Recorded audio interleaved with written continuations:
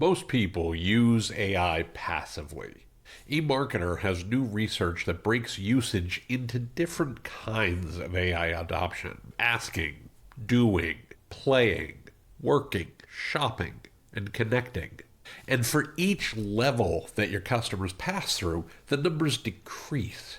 Just over half of internet users ask a question using AI every week. Some of those are what I refer to as passive AI users. They're interacting with Google AI Overviews and AI Mode, or ChatGPT, or Meta AI, or any of the rest the same way as they've always done a Google search. Roughly a third are more active users of AI, using it about weekly to, quote, manage their lives, help with personal tasks, advice, and guidance. That's from Nate Elliott at eMarketer. Roughly a quarter use it for work.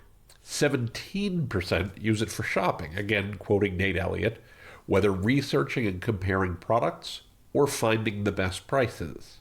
And maybe 10%, quote, turn to AI each week looking for a connection, chatting with it as a friend or as a therapist. As Nate concludes in his post, problem solving and personal utility drive the vast majority of AI usage. Shiny technology might create trial, but human motivation drives lasting habits.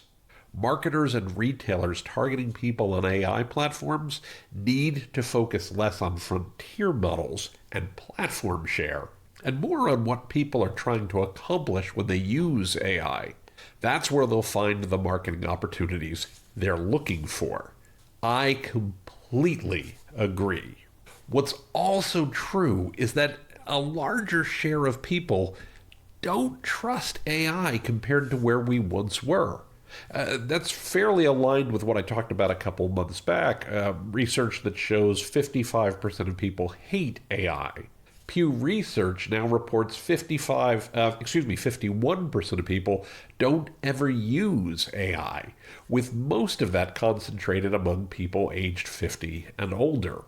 But even among younger people, do not ever use was chosen by 34% of 18 to 29-year-olds and 39% of 30 to 49-year-olds. Now, those numbers measure different attitudes. It's clear that they start from the same place. 54% of people who do not ever use AI shared concerns about how their personal information will be used as a major reason they don't use it. 45% said that they don't trust AI to give them accurate information. And similar research from Fractl says that trust in AI answers has fallen from 82% to 54% in the last year. I suspect the difference in those numbers is A, due to when the surveys were in market, and B, the specific types of use cases they asked about. Pew was speaking about AI generally, Fractl was focused on AI search specifically. The point is that there's a trust factor here. Again, looking at eMarketer's data, 17% are using it for shopping. Another way of saying that is that 83% of people aren't using it for shopping. We're facing a scenario where customers need to trust. They need to learn about products. They need to learn about whether or not your brand, your business, and your products are right for them. I'm Tim Peter. This is episode 506 of the Digital Reset Podcast. Today we're talking about how your customer already made up their mind before they got to your website and the role trust plays in making that happen. Let's dive in. So as I mentioned before the break, eMarketer is reporting that 17% of customers are using AI for shopping, which means that 83% of customers aren't. Research from Adobe shows travel visitors that AI sends convert 28% less often than other visitors. In retail, people convert at a higher rate when coming from AI. What's true about both categories, though, is that the folks they're sending engage at much higher rates. They spend more time on site, they're less likely to bounce, They're really diving into the content on the sites that they're visiting after looking at you on AI. I think there's a connection between folks not trusting AI, the data we talked about before the break, and the fact that people are engaging at much higher rates. When customers come to your site from AI, they're not sure if they should trust you. They're certainly not sure they should trust the AI. Pew and Fractl's research shows that pretty handily. Think about the two categories Adobe's data talks about. Travel is almost always a high consideration product. If I'm a traveler booking my family vacation or a honeymoon or a girl's weekend, I need to make sure that the places I'm looking at meet my needs, that I and anyone I'm traveling with have a great time, have the experience we expect. It's almost always a high consideration purchase. Even for a business trip, I want to make sure that the property meets my expectations for quality and price, is near to the clients or prospects I'm visiting, and is convenient to restaurants, the airport, or anything else I need to get done while I'm in town. Right? That's pretty typical, isn't it? Retail also has plenty of high consideration products, but many are not terribly complicated. Lots of times, I know what I want to buy. I just need to know where I can get it quickly and at the best price. The same principle applies in B2B. Software purchases and professional services behave a lot like travel. They're high consideration and heavy verification. Office supplies or commodity tools, well, they behave like retail. You just need to know where to get it. So I might be using AI to help me shop around for price comparison, or, specific details of places that sell the products or services that I'm looking for. But I don't need to do as much research when my chosen AI recommends a site. Yext found that after receiving an AI recommendation, 62% of users immediately search Google for more information. 58% visit the business website directly. And 52% click through to sources cited within the AI's response. What makes this remarkable is that verification rates are nearly flat across all trust levels. High trust users, people who rated 5 out of 5, verify via Google at 62%. Neutral users verify at 63%. The level of trust people have doesn't predict whether somebody verifies. It only predicts how. And either way, they check. Also from Yext, only 5% of consumers move directly from an AI answer to purchase. Now, sure, Yext sells products to help you improve your ratings and reviews. Fine. But their findings line up pretty well with Adobe's and eMarketer's. Keep in mind what all of these studies have in common. None of this is about discovery. It's about trust. Customers verify. Nearly all of them do. I feel pretty confident that's what accounts for the higher engagement rates.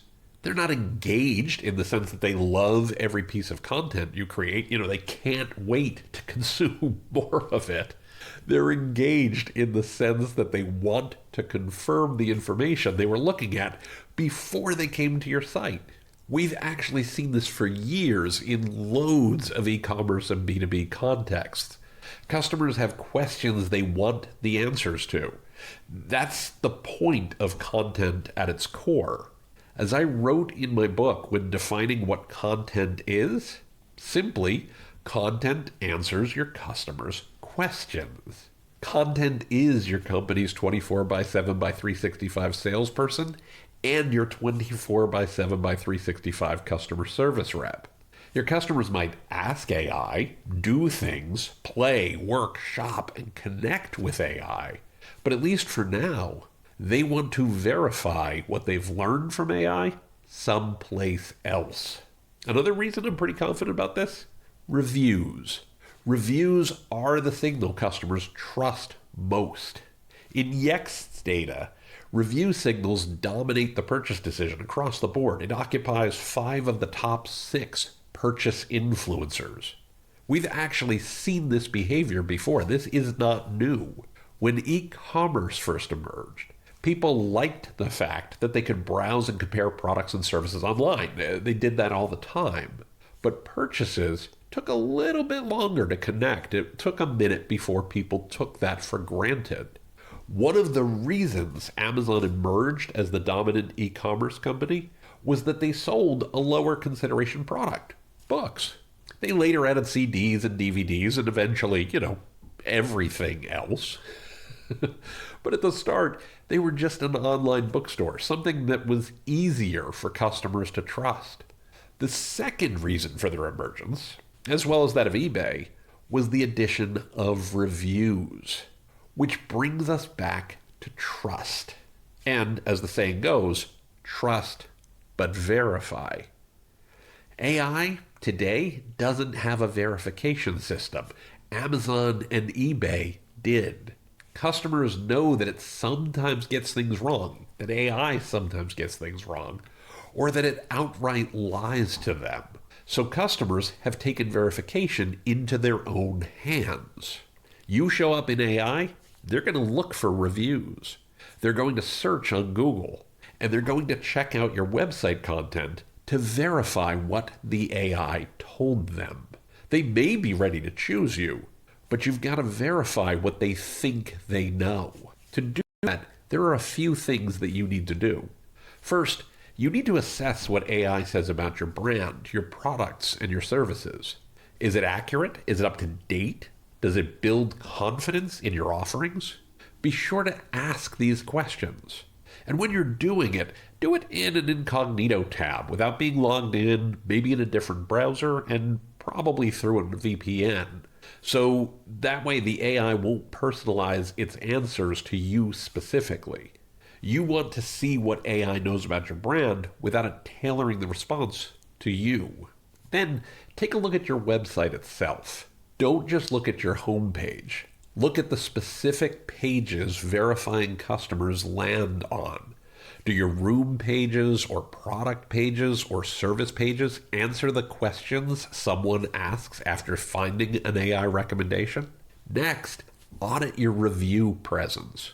You want to look at volume, but you also want to look at recency, accuracy, and the specificity of the reviews. An AI recommendation that leads customers to a review profile that hasn't been updated in 6 months does not build trust. It doesn't build confidence or conversion. Finally, check out your branded search results. What shows up when someone searches your name after hearing about you from an AI? If some third-party listing shows up first versus your own site, the verification step happens someplace you don't control. That's not great. And it's a clear opportunity for improvement. Over the last 7 or 8 episodes, I've been talking a ton about why and how you must own the customer relationship. To deliver on that, you also have to own your customer's verification experience. A customer who learns about your brand or business from an AI and finds that something isn't quite right, or lands on a thin website, or finds inconsistent reviews, or gets routed through some intermediary during their verification search, will never be convinced to enter a direct relationship with you. In these situations, you're not just building your brand on borrowed land once. You're building on it twice. First, the AI platform is where the customer first learns about you, and then some intermediary captures the verification click. That's not great. Here's what I would do next if I were you. First, pull your traffic source report for the last 90 days or so. Look specifically at time on site and conversion rate by source. If AI referred or organic traffic shows high engagement and lower conversion than other key channels, the verification gap is real and measurable for your business right now. Then check out your brand name in ChatGPT, Gemini, Claude, and Perplexity. But this time, take it one step further. Click through to wherever those tools send someone who wants to learn more. Is it your website? Is it an OTA listing? A review aggregator? Some other third party? Whatever site captures that click is capturing your customer's verification traffic and potentially owning that relationship. If it's not you who shows up, that's the gap you want to close first. Finally, audit your top 3 or 5 landing pages specifically from those links, from folks verifying your products and services. Does this page answer, is this place or product or service actually as good as I just learned? Or does it answer, what is this place, product, or service? Those are different questions that you're going to have to answer if you're going to build trust. In my experience, most pages are built to answer the second question. They need to do more to answer the first one, too. I'm convinced that over time, your customers will start to use AI more and more actively. That 17% who buy will undoubtedly go up. Either AI will add its own verification system, or its answers will get better, more trustworthy. That's the only way it can grow. Your goal is to make sure you've taken the necessary steps to ensure you grow right along with it, or even better, ahead of that curve. Make sure your site helps your customers verify what the AI tells them, and I'm confident that your traffic won't just check you out, it will convert. If you know someone else who needs to hear this information, do me a favor and send it their way. It might save them a whole world of trouble and help their business grow too. You can find the show notes for this episode, as well as a full archive of past episodes at timpeter.com/podcasts. And if you're ready to go deeper on making your brand the answer that AI reaches for, my book, Digital Reset, Driving Marketing and Customer Acquisition Beyond Big Tech, is the roadmap you're looking for. You'll find the link in the show notes. Thank you so much for listening. I genuinely appreciate you doing so. It means the world to me. Until next time, please be well, be safe, and be excellent to each other. I'll see you soon.